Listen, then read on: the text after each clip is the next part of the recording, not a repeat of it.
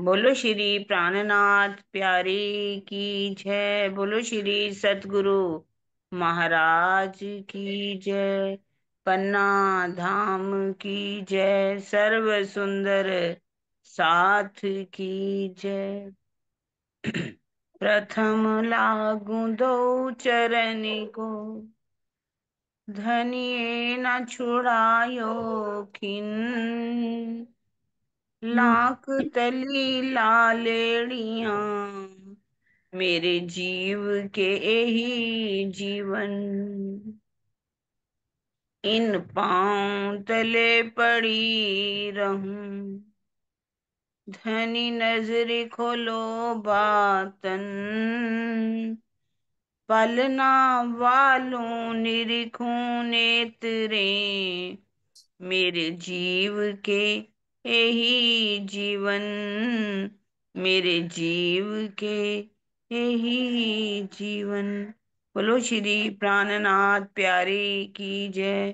बोलो श्री सतगुरु महाराज की जय।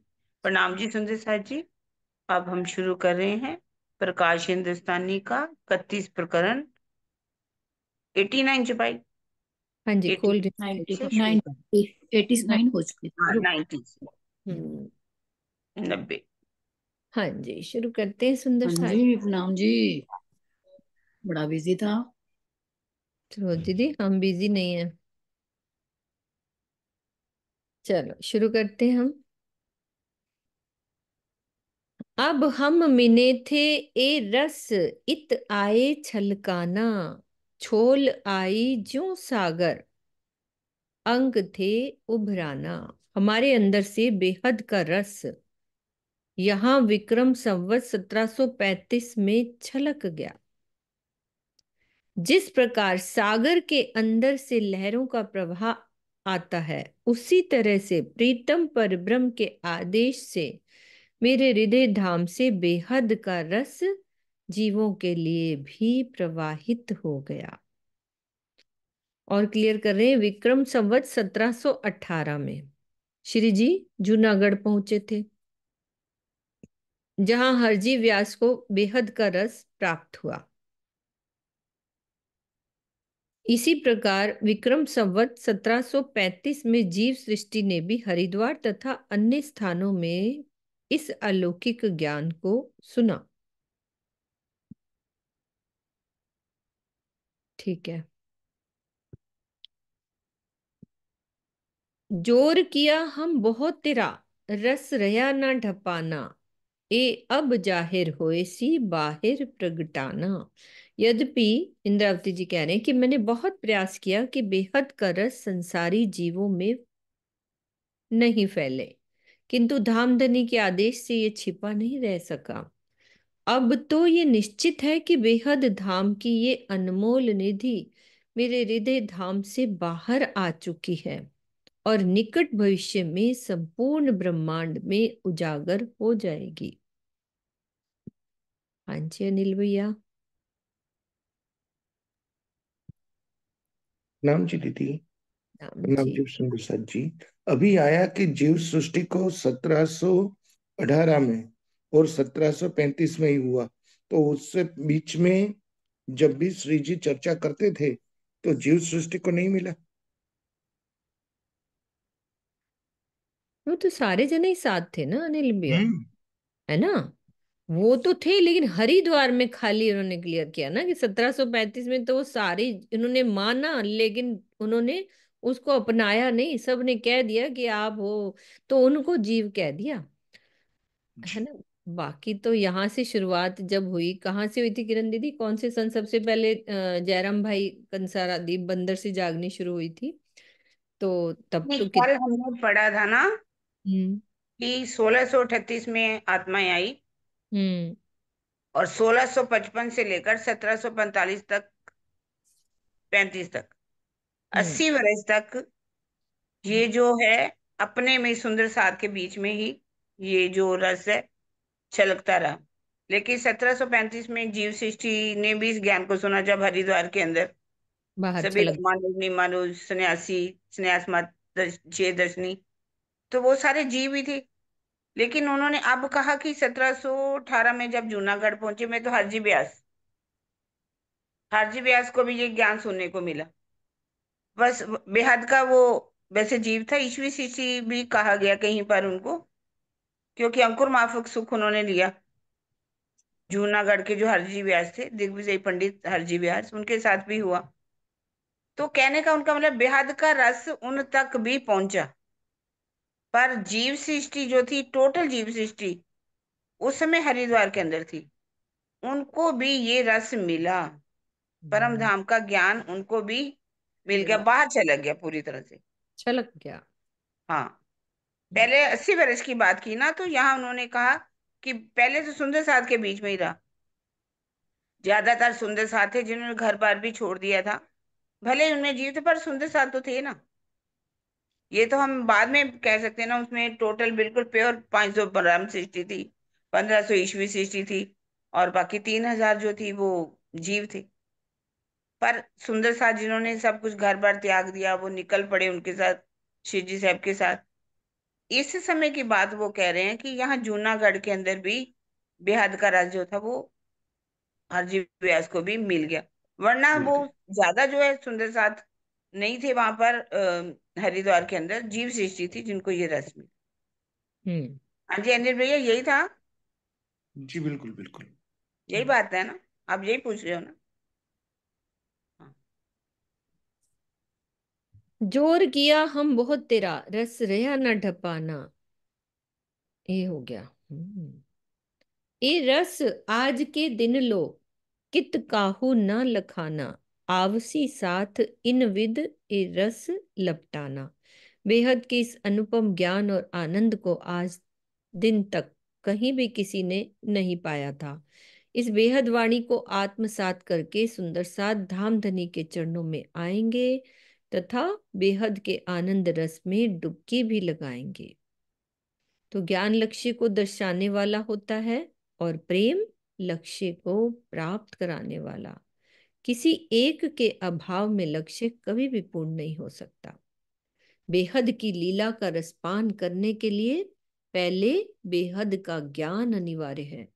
सदगुरु धनी श्री देवचंद्र जी ने ज्ञान चर्चा के द्वारा बेहद तथा परमधाम का रस दिया और आड़िका लीला से वहां की प्रत्यक्ष अनुभूति भी कराई।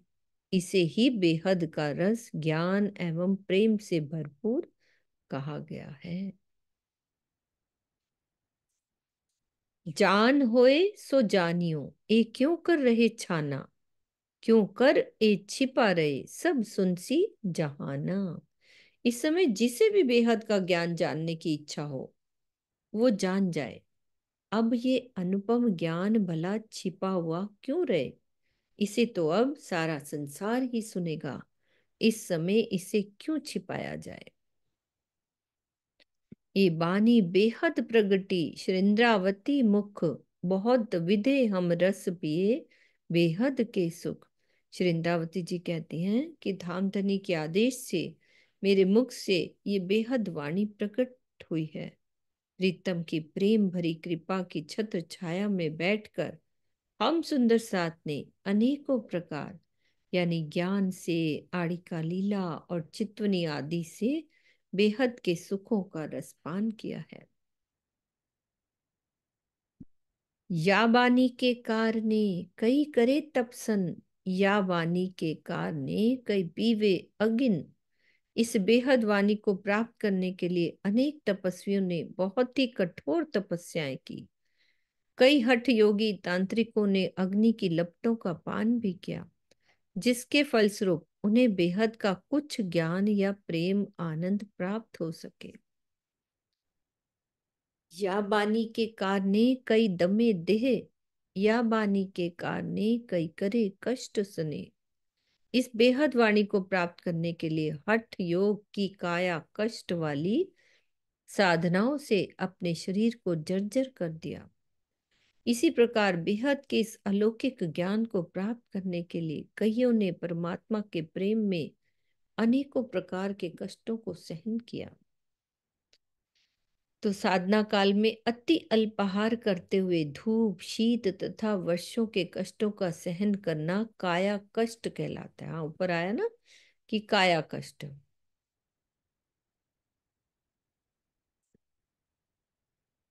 राजकुमार सिद्धार्थ ने भी इसी प्रकार की साधना की थी, जिससे उनका शरीर मात्र हड्डियों का ढांचा ही रह गया था। या बानी के कारण कई गले हेम, या बानी के कारण कई लेवे अनसन नेम। इस बेहद वाणी को प्राप्त करने के लिए पांडव आदि ने बर्फ में अपने शरीर को गला दिया। कईयों ने भोजन न करने का नियम बनाया और शरीर रक्षा के लिए मात्र जल वायु एवं पत्तों का ही आहार किया। या बानी के कारण कई भैरव झंपावे, या बानी के कारण तिल तिल देह कटावे। बेहद के इस अनुपम ज्ञान को प्राप्त करने के लिए कईयों ने पहाड़ की चोटी से छलांग लगा दी। इस प्रकार कईयों ने अपने शरीर को आरे से चिरवाया या छोटे छोटे टुकड़े करवाए। जबलपुर के पास एक पर्वतीय स्थान है, जहां भैरव नामक काल्पनिक देवता, जो तांत्रिकों के पूज्य माने जाते हैं, उनको प्रसन्न करने के लिए पहाड़ की चोटी से खाई में छलांग लगाई जाती है। इस प्रक्रिया को भैरव झांक कहते हैं। इसी प्रकार काशी में भगवान शिव को प्रसन्न करने के लिए अपने शरीर को आरे से चिरवाया जाता था या तलवार से टुकड़े टुकड़े कटवाया जाता था। ऐसा अंधविश्वास था कि ऐसा करने से मुक्ति प्राप्त हो जाएगी। इस प्रकार की आसुरी क्रिया अविद्या के अंधकार में प्रचलित हो गई। काशी के पंडों ने इसे अंध परंपरा में प्रचुर धन संग्रह संग्रह किया। लंबे अंतरकाल से चली आ रही इस विनाशिनी कुप्रथा पर शाहजहां के शासनकाल में रोक लग सके। हाँ जी। प्रणाम जी दीदी, प्रणाम जी सुंदर साथ जी।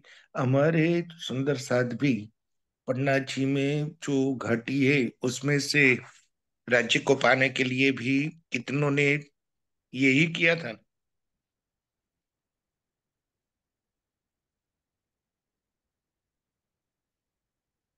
हाँ दीदी। किसने किया था? मतलब मेरे को एक का वो पानी का तो याद है, बाकी और किसने किया? नहीं किरण नहीं, दीदी को। ऐसा एक थोड़ी कौवा सी घाटी। वाणी लेकर के अपने आप को मतलब महात्मा जी बन गए। और उन्होंने 11 सुंदर साथ इकट्ठे कर लिए। कौवा शेर जो है ना, इधर कौवा घाटी। बात। चोपड़ा मंदिर से आगे नदी पार करके कौवा शेर जाते हैं। हम्म। पहाड़ी है तो वहां पर स्थान भी देखा हमने। हम्म। वहां पर उन्होंने वो सबको ले गए। कहने लगे अगर यहाँ पर छलांग लगा दी जाएगी तो सबको मुक्ति मिल जाएगी। हम्म। सबने तो छलांग लगा दी, लेकिन खुद छलांग नहीं लगा सका और भाग गया। और एक खबर जो थी, बहुत न्यूज़पेपर में सुनी, पढ़ी, हमने खुद पढ़ी मैंने अपनी आंखों से, जिसमें बेचारे सभी मर गए। हम्म। बहुत ऊंचा था। उन्होंने कहा था कि इससे बस वाणी को पढ़ लिया कि ये मुक्ति स्थान है, यहाँ पर जो भी छलांग लगाता है तो मुक्ति मिल जाती है। अंध परंपरा उसने बना दी। परंपरा तो क्या है, लोगों को बहकाने वाली बात कर दी कि हम्म। इससे इससे कभी किसी को भी मुक्ति नहीं मिलती। यदि ऐसे मुक्ति मिलती तो सारे अपना तन छोड़ दें और सब मुक्ति पा लें। कभी नहीं मुक्ति मिली किसी को भी। तो ये सही कह रहे हैं, और ये न्यूज़ बहुत पक्की थी, हुआ भी था ऐसा। हम्म। ऐसे थोड़ा सा ज्ञान लेकर के लोगों को जो बहकाने लगते हैं ना, वाणी के अनुसार वाणी पढ़नी नहीं, समझ आई नहीं और चल पड़े वहां पर उनके साथ। अधूरा ज्ञान घातक होता है। हाँ, हाँ। घातक होता है। या बानी के कारणे कई संधान सारे, या बानी के कारणे कई देह जारे। बेहद के इस ज्ञान को प्राप्त करने के लिए अनेकों ने स्वयं को अस्थि पंजर के रूप में परिवर्तित कर लिया, तो कईयों ने अपने शरीर को अग्नि की दहकती हुई लपटों में भस्मीभूत कर डाला। कठोर साधना और अति अल्पाहार के कारण जब शरीर अतिशय दुर्बल हो जाता है, वो धीरे धीरे हड्डियों के ढांचे में परिवर्तित हो जाता है।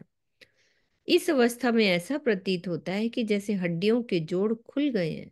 उपरोक्त चौपाई के दूसरे चरण का यही आशय है। या बानी के कारणे करे कई विध ताब, सो मुक्ते केते कहूँ हुए जो बिना हिसाब। इस बेअद वाणी को प्राप्त करने के लिए असंख्य लोगों ने अनेक प्रकार के ऐसे कष्टों को सहन किया है जिनका वर्णन इस मुख से हो ही नहीं सकता। किन एक बूंद ना पाइया, रसना भी वचन, ब्रह्मांड धनियों दिखाइया, जो कहावे त्रैगुण। बेहद की खोज करने वालों को बेहद के आनंद रूपी सागर की एक बूंद भी प्राप्त नहीं हो सकी और अपने मुख से वो इसके बारे में एक शब्द भी नहीं कह सके।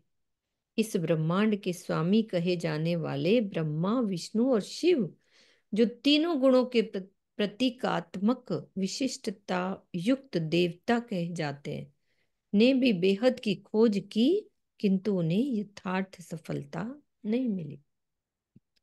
अक्षर ब्रह्म की सुरता होने के कारण विष्णु भगवान और शिव जी को तो इस ब्रह्मांड से परे बेहद मंडल का संक्षिप्त ज्ञान अवश्य है। पंचवासनाओं में गिने जाते हैं ना विष्णु और शिव जी, किंतु तारतम्य ज्ञान के अभाव में वे कुछ भी व्यक्त नहीं कर पाते तथा मौन धारण किए रहते, बोल नहीं पाते, समझा नहीं पाते। और भी नाम अनेक है, पर लेऊं कहा के ब्रह्मांड के धनियों ऊपर लिए जाए न ताके।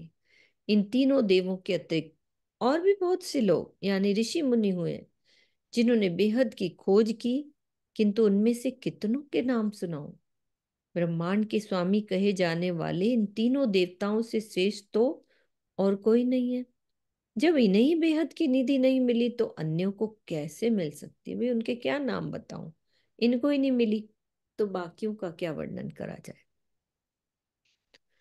सो रस सागर इतुआ, लहरे उछले साथ सबे, हम बिलसिए बाहिर पूर भी चले। इस प्रकार धामधनी ने मेरे हृदय को बेहद के ज्ञान का सागर ही बना दिया, जिसकी लहरों का जल उछल रहा है। इस ज्ञान सागर में सब सुंदर साथ ने आनंद पूर्वक डुबकियां लगाई। अन्य ईश्वरी सृष्टि तथा जीव सृष्टि में भी बेहद के ज्ञान सागर की लहरों ने क्रीड़ा की, यानी ज्ञान को फैलाया। पहले बीज उदय हुआ पुरी जहां नौतन, सब पुरियों में उत्तम हुई धन धन। सबसे पहले नौतनपुरी जामनगर में अखंड धाम का आनंद देने वाला तारतम ज्ञान प्रकट हुआ। इससे क्या हुआ? ब्रह्मवाणी रूपी वृक्ष के बीज का अंकुरित होना कहा जाता है इसको। मतलब इस प्रकार पूर्व काल से चली आ रही 7 श्रेष्ठ पुरियां किनको कहते हैं? जो सियात हैं, अयोध्या, पुरी, काशी, मथुरा, हरिद्वार, अवंतिका, द्वारिका तथा कांची। कांची तो इनसे भी श्रेष्ठ कहलाकर नौतनपुरी धन्य धन्य कहलाए। तो जो 7 पुरियां हैं उसमें हद तक का ही ज्ञान मिलता रहा, यानी बैकुंठ और निराकार तक का। किंतु सृष्टि में सर्वप्रथम बेहद और परम धाम का ज्ञान नौतनपुरी में प्रकट हुआ। यही कारण है कि नौतनपुरी को अन्य 7 पुरियों की अपेक्षा श्रेष्ठ कहा जाता है। तो उपरोक्त चुपये के आधार पर यह भ्रांति बन गई है कि नौतनपुरी की श्रेष्ठता पद्मावती से भी पुरी से अधिक है। तो इस संबंध में हमारी वाणी तारतम वाणी का क्या कथन है कि भूम भली भरत खंड की, जहां आई निध ने चल, और खारी जिमी खारी, खारे जल मोह जल। इनमें जो ठोर अव्वल, जाको नाम नौतन, जहां आए हुदे हुई नेचल बात वतन। क्लियर कर दो दीदी इनको।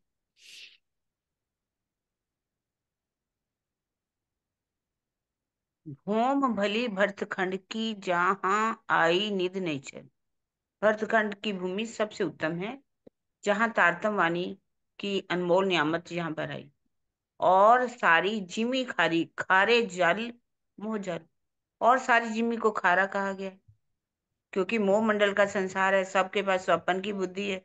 स्वप्न की बुद्धि के होने के कारण यहाँ पर जितना भी ज्ञान है स्वप्निक है, जितने भी ग्रंथ हैं। लेकिन हमारी वाणी को क्या कहा गया, निध नैचल। इसीलिए नौतनपुरी एते दिन त्रिलोक में होती बुद्धि सुपन, सो बुद्धि जागृत बुद्धले प्रगटे पुरी नौतन। नौतनपुरी में ये वाणी आई, ज्ञान आया। इनमें जो ठौर अव्वल, जाको नाम नौतन, जहां आए उदय हुई, निश्चल बात वतन। मतलब इन सातों पुरियों में से सबसे ठौर अव्वल जिसका नाम क्या है, नौतनपुरी। जहां आए उदय हुई, जहां आकर के कौन सा ज्ञान, निश्चल बात वतन, परम धाम का अखंड ज्ञान, जहां पर आकर के प्रकटन जिसका हुआ, जो अवतरित हुआ, वो नौतनपुरी को माना गया। तीन भी ठौर अच्छी थे, जाए के ये हिंदुस्तान, जहां मेहमद मंदी आए के जाहिर क्या फरमान। इससे भी अच्छी, जिसे हिंदुस्तान कहा गया, यानी कि पन्ना धाम कहा गया, जहां मेहंदी मोहम्मद आए के, जहां इमाम मेहंदी आए, प्राणनाथ जी आए, जिन्होंने आकर जाहिर किया फरमान, तारतम वाणी के द्वारा सब कुछ हमें वहां का परम धाम का धाम स्वरूप लीला आकर के जाहिर कर दी। जहां, इसलिए पन्ना धाम को सबसे ऊंचा कहा गया, जहां मेहमद मदी आई के जाहिर किया फरमान, तारतम का जिन्होंने आकर के अवतरण किया। हम्म। अर्थात संपूर्ण पृथ्वी पर भारतवर्ष सबसे अधिक पवित्र है। भारतवर्ष में नौतनपुरी सर्वश्रेष्ठ है, क्योंकि वहीं से अखंड धाम के ज्ञान का प्रकटन हुआ। किंतु नौतनपुरी से भी श्रेष्ठ पद्मावतीपुरी धाम है, जहाँ स्वयं अक्षरातीत ने श्री प्राणनाथ जी के स्वरूप में प्रकट होकर मार्फत का ज्ञान, परम सत्य का ज्ञान के रूप में खिलवत, परिक्रमा, सागर और श्रृंगार की वाणी अवतरित की। तो बीतक में क्या कहा गया है, हजरते हज इत करी लेने को मक्का, फतेह करी दज्जाल की, कूच करे दारुल बका। हाँ जी दीदी। हजरत श्री प्राणनाथ जी ने, जैसे मतलब मोहम्मद साहब ने हज की थी, हम्म। पहले वो राज करते थे मक्का पर, लेकिन उनको वहां से निकलना पड़ा, हम्म। है ना। इसी तरह से ही प्राणनाथ जी, मतलब उन्होंने थे तो नौतनपुरी में, लेकिन नौतनपुरी पर अधिकार किसने जमा लिया, बिहारी जी ने। प्यारी जी ने। तो इस बिहारी बिहारी बिहारी जी को ही सबने धाम का धनी मान लिया। हम्म। लेकिन वास्तव में धनी कहाँ विराजमान थे, इंद्रावती जी के धाम हृदय में। इसी फतेह करी दजाल की, इसी अज्ञानता को समाप्त करने के लिए अब वो सूरत की तरफ चलते हैं, और सूरत जब पहुंचते हैं, और सूरत से कहाँ जाते हैं, दारुल बका, अर्थात पन्ना जी की तरफ प्रस्थान कर देते हैं। दारुल बका, परम धाम का जहाँ ज्ञान जब सुंदर साध को मिल गया, तो अज्ञानता जितनी फैली हुई थी वो सारी समाप्त हो गई, कि बिहारी जी के अंदर कोई शक्ति नहीं है। बिहारी जी के अंदर मतलब परम धाम का वो ज्ञानी, वो उनके अंदर हम नहीं कह सकते कि वही धाम के धनी जो गद्दी पर बैठ जाएगा वही धाम का धनी है। इसी अज्ञानता को समाप्त करने के लिए अब उन्होंने सभी सुंदर साध को लेकर के पन्ना जी की तरफ प्रस्थान कर दी। कुछ करा। हम्म। क्योंकि जब मदीना कहा गया ना सूरत को, सूरत को। सूरत जहाँ पहुंचते हैं तो सूरत से ही वो पन्ना जी की तरफ चल पड़ते हैं। मक्का मदीना कहा, सूरत हाँ, को, मदीना सूरत को कहा और मक्का नौतनपुरी को कहा। नौतनपुरी को। एक्चुअली भले ही उन्होंने द्वारा वो नहीं गए वहां पर, लेकिन वास्तविकता तो यही थी कि धामधनी तो उनके धाम हृदय में विराजमान हो गए ना। परम हम्म। धाम का ज्ञान तो उन्हीं के द्वारा अवतरण हुआ, बिहारी जी के द्वारा तो नहीं हुआ। तो जाहिरी रूप में भले ही ना हो, लेकिन बातुनी रूप में उन्होंने धामधनी को अपने धाम हृदय में बसा लिया, और सबको सुंदर साध को परम धाम का ज्ञान दिया। तो यही कहा गया, लेने को मक्का, मक्का लेने के लिए मोहम्मद हम्म। साहब तो फिर गए थे मक्का में, और उन्होंने जाकर के वहां पर अबू जहल, जो महामूर्ख जिसे कहा गया, अबू जहल के साथ लड़ाई की, वहां लड़ाइयां करके अपना मक्का के ऊपर उन्होंने अधिकार जमा लिया। तो वास्तव में प्राणनाथ जी ने भी पूरा अधिकार जो था वो जमा लिया, इस सुंदर साथ को ये बता दिया कि वाणी का अवतरण कहाँ से हो रहा है, धामधनी की बैठक कहाँ पर है। हम्म। नौतनपुरी पर उन्होंने पूरा अधिकार कर लिया। हम्म। तो जब जुगल स्वरूप श्री महामती जी के धाम हृदय में विराजमान हो गए, तो जिस पद्मावतीपुरी धाम में विराजमान होकर उन्होंने परम धाम के ज्ञान द्वारा जागनी लीला की, उसके समक्ष अन्य कोई भी स्थान नहीं हो सकता। नूतनपुरी में मात्र बिहारी जी की गद्दी ही विद्यमान रही, जिससे किसी आत्मा की जागने का प्रकाश नहीं फैला, नहीं मिला। फिर कहूं विद सकल जासो सब समझाए, संसा कोई साथ को मैं राख्या राख्यो न जाए। अब मैं ब्रह्म लीला के सभी तथ्यों यानी स्थान, अवस्था तथा स्वरूप आदि की वास्तविकता को उजागर करती हूँ, जिससे सभी को बोध हो जाए। मैं किसी भी सुंदर साथ के अंदर किसी भी प्रकार का संशय नहीं रहना देना चाहती। तो इंद्रावती जी कह रही हैं, जो रस गोकुल प्रगट्या सो तो सुख अलेखे, बिन जाने सुख बिलसिया घर कोई न देखे। गोकुल में प्रेम का रस प्रवाहित हुआ, वो किसी भी प्रकार से व्यक्त नहीं किया जा सकता, किंतु वो सुख हमने अनजानेपन में लिया। हमें ये मालूम ही नहीं था कि हम कौन हैं तथा कृष्ण जी से हमारा इतना गहरा प्रेम क्यों है। हमें अपने परम धाम के विषय में भी कुछ नहीं पता था। ए सुख सुपने बिलसिया साथ पियो संघाते, घर देखे भागे सुपना न दिखाए थाते। ब्रिज में हमने अपने प्रीतम के साथ सपने में सुख लिया। परम धाम देख लेने पर तो सपना ही समाप्त हो जाता है, इसलिए प्रीतम अक्षरातीत ने उस समय हमें परम धाम की पहचान नहीं दी।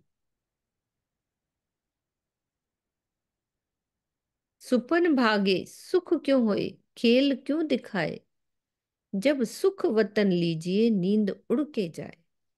स्वप्न के समाप्त होने पर हमें ब्रिज की लीला का सुख कैसे मिल सकता था तथा हम इस खेल को भी कैसे देख सकते थे।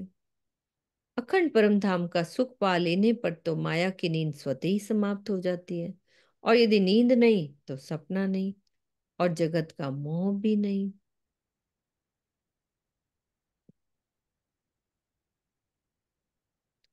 नींद उड़े भागे सुपना, तब फेर फेरा होए, सुख सुपन और वतन लिए जाए ना दोए। नींद के हटते ही सपना समाप्त हो जाता है। ऐसी अवस्था में पुनः खेल देखने के लिए आना पड़ता है। अर्थात यदि ब्रिज में जागृति हो जाती, मान लो वहां पे जाग जाते, घर और धनी की पहचान हो जाती, तो परम धाम में माया देखने की जो इच्छा की थी वो ब्रिज में पूरी नहीं हो पाती और पुनः ब्रिज का ब्रह्मांड बनाना पड़ता। स्वप्न का सुख तथा परम धाम के सुख दोनों एक साथ नहीं लिए जा सकते।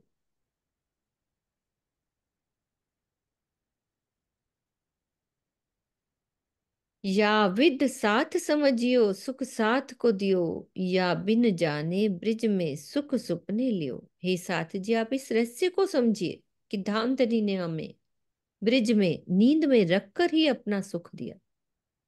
हमने ब्रिज में धामधनी और निज घर को जाने बिना स्वप्न अवस्था जैसी स्थिति में प्रीतम का सुख लिया। कैसे? ये वो सपनी था ना, जानते नहीं थे लेकिन अंदर से वही सुख लेते थे अपने प्रीतम का। अब सुख रास कहा कहूं, पहले ब्रिज की बात करी, अब रास की कर रहे हैं कि अब सुख रास कहा कहूं, जाने निज सुख होए, ए सुख साथ पियो बिना ना जाने कोई। अब रास के सुख का वर्णन कैसे करूं? रास के सुख भी हमारे अपने ही हैं। इस अपार सुख को हमारे और धामधनी के अतिरिक्त अन्य कोई भी नहीं जानता। ए पियो स्वरूप नौतन, नौतन सिनगार, ने हमारा नौतन, नौतन आकार। तो योग माया के ब्रह्मांड में केवल ब्रह्म की भूमिका में रास हमारी खेली गई थी ना। प्रीतम अक्षरातीत ने अति सुंदर किशोर स्वरूप धारण किया था, वो पूर्णतया नया था, उनका श्रृंगार भी नया ही था। हमने भी योग माया में नए तन धारण किए। 52 दिनों की वियोग की पीड़ा को समाप्त करने के लिए हमारे हृदय में धामधनी के प्रति एक विशेष प्रकार का कुछ नया ही प्रेम था।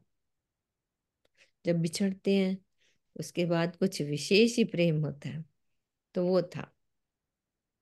फिर योग माया का वर्णन हो रहा है। ए बन सुंदर नौतन, नौतन वाओ वाए, जल यमुना नौतन, लहरा लेवे बन राय।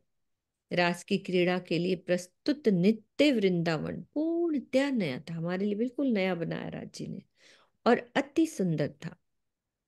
अलौकिक सुगंधि से भरी हुई नूतन वायु प्रवाहित हो रही थी। यमुना जी का दूध से भी उज्जवल जल प्रवाहित हो रहा था। उसके किनारे आए हुए वनों में वृक्ष की डालियां झूम रही थी। सुगंध बेलियां नौतन, जिमी रेत सेत प्रकाश, नेह कलंक चंद्रमा नौतन, सकल कला उजास। और क्या था उनमें? वनों में सुगंधि देने वाली लताएं नूतन शोभा से युक्त थी, बड़ी ही प्यारी। वहां की बिखरी हुई रेत से अति सुंदर श्वेत प्रकाश निकल रहा था। अपनी संपूर्ण कलाओं से सुशोभित पूर्णमासी का नूतन चंद्रमा उगा हुआ था, जिससे अति शीतल चांदनी छिटक रही थी। नौतन रंग पशु पंखी बानी नई रसाल, नौतन वेन बजावही नए सुख देवे लाल। और क्या था वृंदावन में? उस अनेक प्रकार के नवीन रंगों वाले पशु पक्षी विचरण कर रहे थे और अत्यंत मधुर वाणी में बोल रहे थे।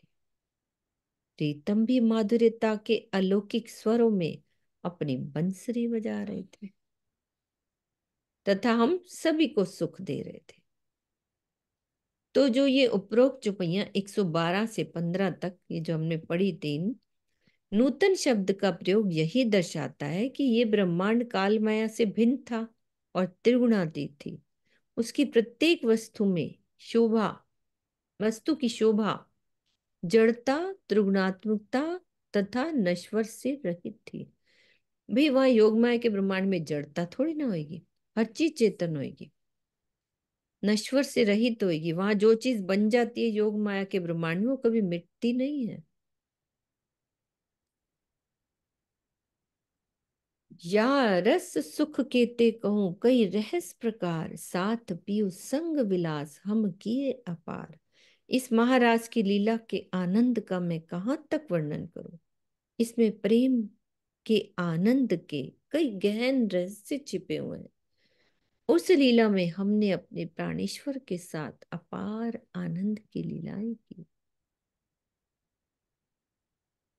कई बातें या सुख की जीव हृदय जाने, ये सुख पहले थे अलेखे अति अधिकाने।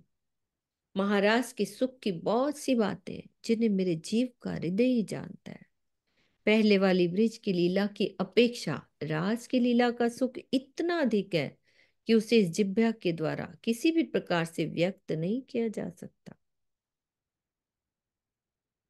तेज सबों में मूल का, सब ही चेतन, थिर चर नेत चेतन ए लीला ऐसी उत्पन्न। और क्या था वहां पे? यहाँ लीला करने वाले हमारे सभी तनों में मूल परम धाम का ही प्रेम संबंध था, वहीं का तेज था। उनके अंग प्रत्यंग सभी चेतन थे। वृंदावन में ऐसी दिव्य लीला हुई कि वहां की संपूर्ण सामग्री, चाहे वो स्थावर यानी स्थित रहने वाली हो या जंगम या चलने फिरने वाली हो, सभी चेतन ही थी। भाई स्थिर रहने वाले क्या होंगे? भी पेड़ पौधे सब जो बातें करते हैं वो सब चेतन है। घास, जो भी अरश की, जो भी वहां की, सॉरी, योग माया की जितनी भी केवल ब्रह्म में जो स्थिर यानी स्थावर चीजें थी, स्थित रहने वाली, उनमें भी चेतनता थी। पर ए सुख सब ए सुपन में, अब पर लगा दिया। नेठ नींद जो माहे, ए सुख जोग माया मिने दृष्ट न घर ताहे। किंतु महाराज का ये अनंत सुख भी हमने गहन नींद की स्वप्नावस्था में ही लिया था। ये सुख हमने योग माया के उस ब्रह्मांड में लिया जिसमें हमें घर की कोई पहचान, हम तो वही घर मान के बैठ गए ना, परम धाम। तो उस घर की भी नहीं पहचान थी हम। ए सुख कहे गोकुल के और सुख रास सुपन, सुख दो क्यों हो वही विचारियो मन। अब गोकुल में भी प्रेम का सुख देखा, रास में भी देखा, किंतु ये दोनों सुख सपने की अवस्था में ही देखे गए। तो क्या करें इंद्रावती जी, हे साथ जी, आप अपने मन में इस बात का विचार कीजिए कि इन दोनों लीलाओं के सुख को वास्तविक सुख कैसे कहा जा सकता है।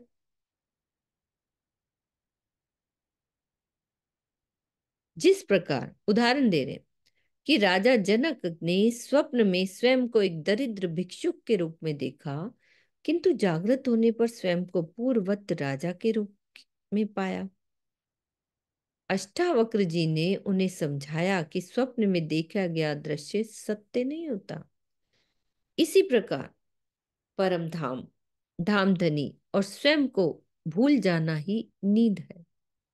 ऐसी अवस्था में किसी भी प्रकार के सुख का अनुभव सत्य नहीं कहा जा सकता। यदि झोपड़ी में सोया हुआ व्यक्ति स्वप्न में सोने के महल में स्वयं को चक्रवर्ती सम्राट के रूप में देखता है, तो क्या स्वप्न टूटने के बाद वो सचमुच चक्रवर्ती सम्राट बन जाएगा? नहीं। और यदि नहीं, तो ब्रिजराज के सुखों को सत्य कैसे कहा जा सकता है? नहीं कहा जा सकता।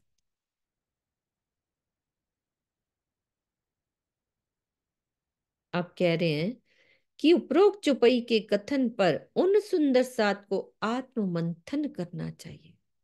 क्या आत्म मंथन करना चाहिए? सब ध्यान से सुनेंगे कि जो मात्र ब्रिज रास के नाम, रूप और लीला में ही खोए रहना चाहते हैं,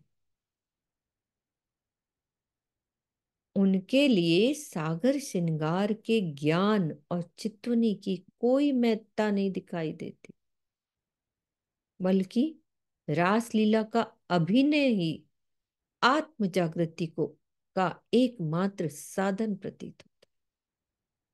कि हम वहां की लीला को बस अभिनय करें और उसी से हमारी आत्म जागृति हो जाएगी, वही ये मानते हैं। तो उन सुंदर सात को आत्म मंथन करना पड़ेगा कि ब्रिज रास के नाम, रूप और लीला में ही ना खोए रहें, बल्कि हमें सागर श्रृंगार की गहराइयों में डूबना है, चितवनी की महिमा को जानना है। हाँ जी अमलिन भैया, एक सेकेंड खोल रही हूँ। प्रणाम जी दीदी, प्रणाम जी सुंदर साथ जी।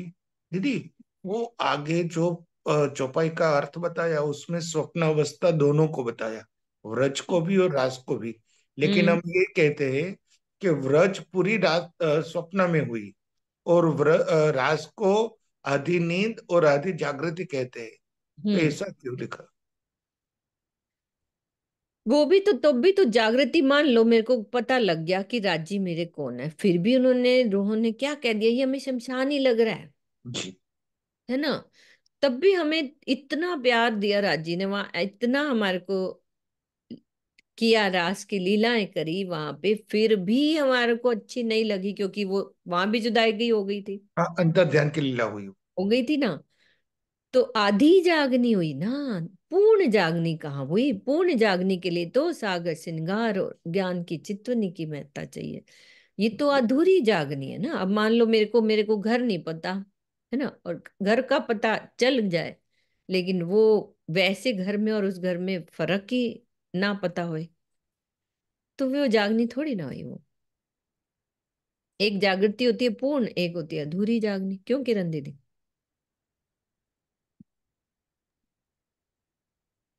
बिल्कुल। क्योंकि अभी जो भी सुंदर साधन में लिखा कि उसमें घर की तो सुध ही नहीं थी, सिर्फ प्रीतम की पहचान हुई, लेकिन घर की सुध नहीं। उसमें तो ना प्रीतम की सुध थी ना घर की सुध थी। इसमें भी पूरी सुध तो नहीं थी। फिर भी हमने तभी तो कह दी, हम वाला इडली मांगू खीने कलगा न थे, जामने विरह नहीं था, चालो देखा चाहिए। हमें वहां जाना है जहां पर दुख नहीं, सुख नहीं, कुछ भी नहीं। हमें तो अपने घर ही लेकर के चलो। अगर वही अच्छा होता, मतलब जागृति तो हुई पर अधूरी थी, आधी नींद थी, थोड़ी जागृति अवस्था में हमने रास की लीला को देखा। लेकिन उसमें भी हमने विरह को देखा, इसलिए इसको भी अधूरी जागनी कहा गया, सपने की जागनी कहा गया।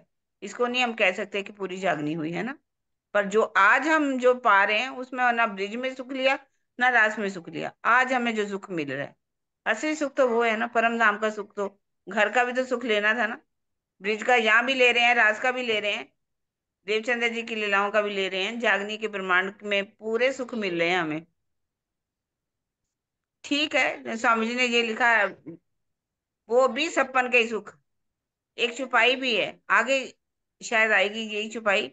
दोनों ही सपने के सुख हैं, और छुपाई नहीं, में भी लिख दिया ना, छुपाई में कहा गया, स्वामी जी ने तो उसका अर्थ किया है। उन्होंने अर्थ किया। सुख रात सुपन, क्यों सुख दो विचारी? क्यों में विचारिये मन। तो अर्थ तो स्वामी जी उसी हिसाब से करेंगे ना। अगर वाणी में ही लिखा होता आधा, तो स्वामी जी भी आधा ही कर देते।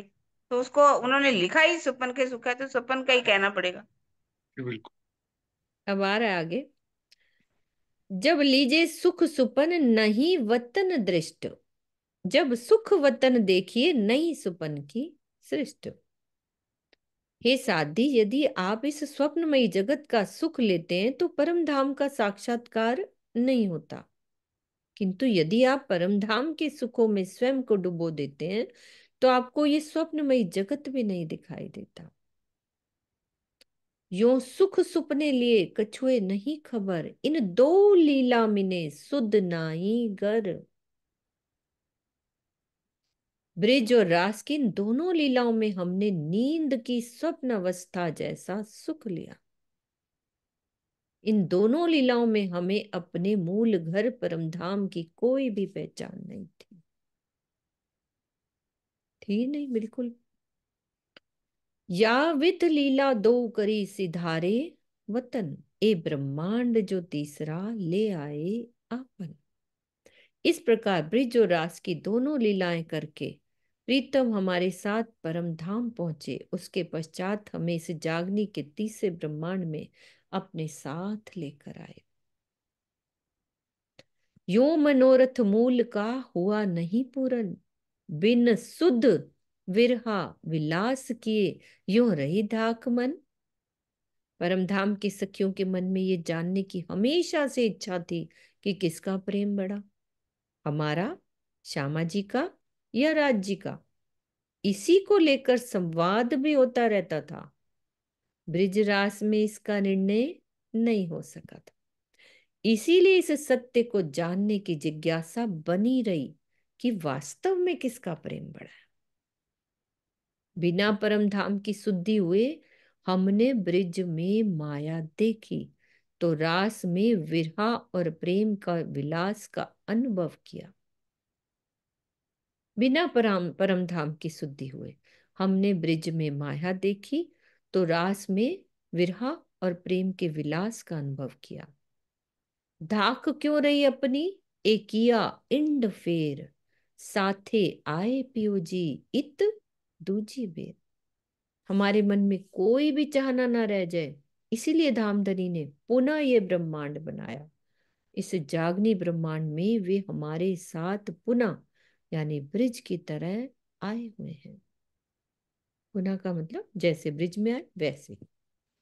फिर लीला दो पहले करी, दूजे फेरे भी दोए, बिना तारतम ए मायने ना जाने कोई। पहली बार परमधाम से इस खेल में आने पर प्राणेश्वर अक्षरातीत ने दो लीला करी। लीला दो पहले करी, कौन कौन सी, ब्रिज और रास की।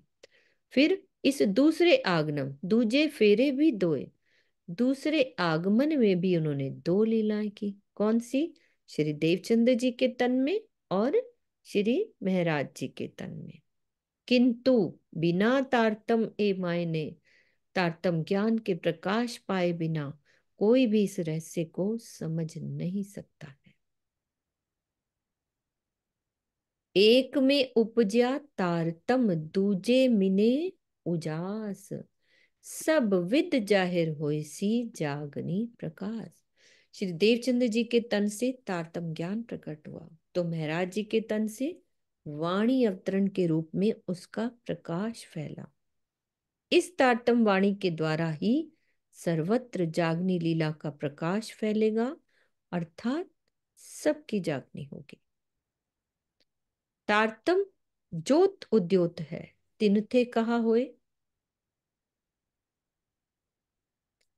एक सुपन दूजा वतन, जीव देखे दोए। अक्षरातीत के हृदय में विद्यमान ज्ञान की अनंत ज्योति का इस संसार में श्री महामती जी के धाम हृदय में प्रकाशित होना ही तारतम है। अब प्रश्न ये है कि इससे क्या लाभ होता है, इनसे क्या होए, तिनते कहा होए। तो इसका उत्तर ये है कि इससे जीव भी इस संसार को तथा परम धाम को भी जान सकता है। एक सुपन दूजा वतन, जीव देखे दोए। वतन देखत जाहिर, दूजी दोए लीला जो करी। ये सब याद आवही, इत दोए दूसरी। तो ताटम वाणी के प्रकाश में प्रेममयी चितवनी के द्वारा परम धाम का साक्षात्कार होता है, और इसके अतिरिक्त उन दो लीलाओं ब्रिज और रास का अनुभव होता है जो बेहद मंडल में अखंड है। इस जागनी ब्रह्मांड में दोनों स्वरूपों सदगुरु धनी श्री देवचंद जी और प्राणनाथ जी के द्वारा होने वाली दोनों लीलाओं की छवि भी हृदय में बनी रहती है। अभी जैसे किरण दीदी ने बताया कि ब्रिज का भी अनुभव होता है, राज का जो अखंड है लीलाएं, तो ये सब धनी देवचंद्र जी और प्राणनाथ जी की लीलाओं का भी अनुभव होता है। याद आवे सारे सुख और जीव नैनो ही देखे। तारतम सब सुख दे वहीं, विद विद अलेखे। तो इस प्रकार तारतम वाणी के प्रकाश में सभी लीलाएं कौन सी, ब्रिज रास देवचंद्र जी और श्री प्राणनाथ जी के सुखों की याद बनी रहती है, तथा जीव भी चितवनी के द्वारा अपनी अंतर्दृष्टि को खोलकर प्रत्यक्ष रूप से उनका दर्शन प्राप्त कर लेता है। तो इस प्रकार तारतम ज्ञान से अनेक प्रकार के अनंत सुख प्राप्त होते हैं।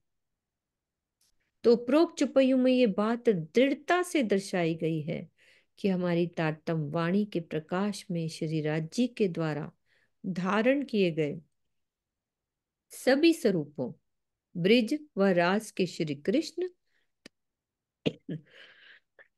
तथा सदगुरु धनी श्री देवचंद्र जी और प्राणनाथ जी एवं उनके द्वारा की गई सभी लीलाओं को चितवनी के द्वारा प्रत्यक्ष रूप से देखा जा सकता है। किंतु आजकल दुर्भाग्यवश समाज को चितवनी की राह से हटाकर माला के द्वारा मंत्र जाप की क्रिया सिखाई जाती है। साथ ही ये भय पैदा कर दिया जाता है कि यदि तुम इसका मुख से उच्चारण कर दोगे तो इसकी शक्ति चली जाएगी। अपनी इस मिथ्या मान्यता की पुष्टि में तारतम देते समय भी कान में फूंकने की अंध परंपरा का पालन किया जाता है।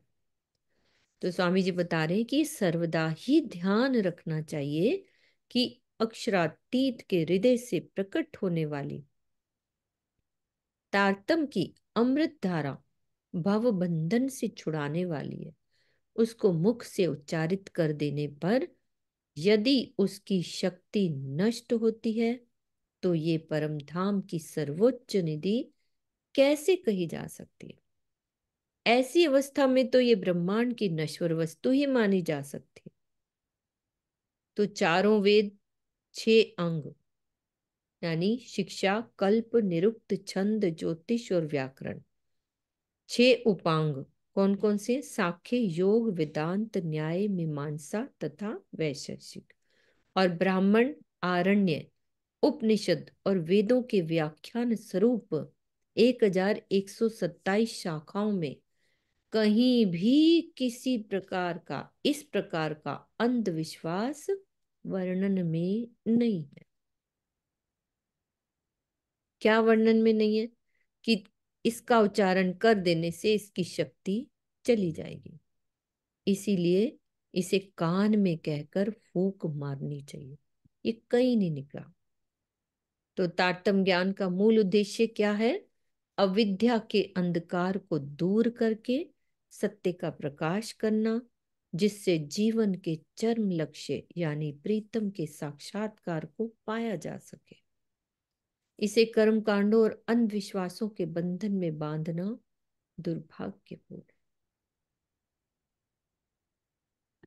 ये वाणी की महत्ता हमारी। ठीक है, और कितनी चुपाइयां भी होंगी मेरे ख्याल, कल करेंगे सुंदर तो साथ सबसे जी। पहले क्या? अभी तो बहुत लंबा है, हाँ जी, बहुत लंबा है, कल भी नहीं होगा, वो शायद कल हो जाएगा। ठीक है, कोई बात नहीं। हम्म। तो अभी हम यहीं तक करेंगे। कौन सी थी, कौन सी कर रही थी मैं चुपाई? हाँ, ये वाली हो गई हमारी। अब 131 से कल से शुरू होगी। 130 वाली चुपाई दोहराते हैं सुंदर साथ जी। याद आवे सारे सुख और जीव नैनो ही देखे, तारतम सब सुख दे वही विध विध अलेखे, विध विध अलेखे। बोलो श्री प्राणनाथ प्यारे की जय, सदगुरु महाराज की जय, पन्ना धाम की जय। प्रणाम जी, सब सुंदर साथ को प्रणाम जी। प्रणाम जी। प्रणाम। प्रणाम जी। प्रणाम। जी।